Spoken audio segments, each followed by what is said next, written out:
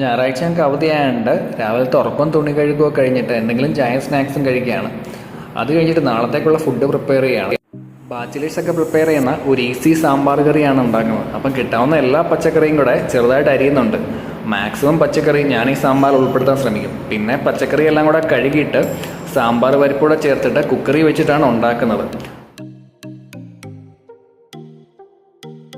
കഴുകിയ പച്ചക്കറിയും സാമ്പാർ പരിപ്പും കുറച്ച് മല്ലിപ്പൊടി, മഞ്ഞൾപ്പൊടി, മുളക് പൊടിയും പിന്നെ ആവശ്യത്തിന് ഉപ്പൂടെ ചേർത്തിട്ട് കുക്കറിൽ ഒരു വിസിൽ വരുന്നിടം വരെ വേവിക്കും.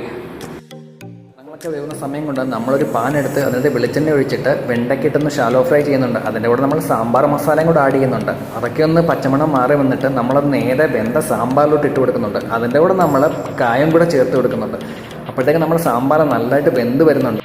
സാമ്പാറെല്ലാം വെന്ത് കുറുകി വരുമ്പോഴത്തേക്ക് അതിനോട് കുറച്ച് കടുവും കൂടെ ചേർത്ത് കഴിഞ്ഞാൽ കിട്ടുന്ന സാമ്പാർ റെഡി. അപ്പോൾ നമ്മുടെ വീഡിയോ ഇഷ്ടപ്പെട്ട ചാനൽ സബ്സ്ക്രൈബ് ചെയ്തേക്കണേ.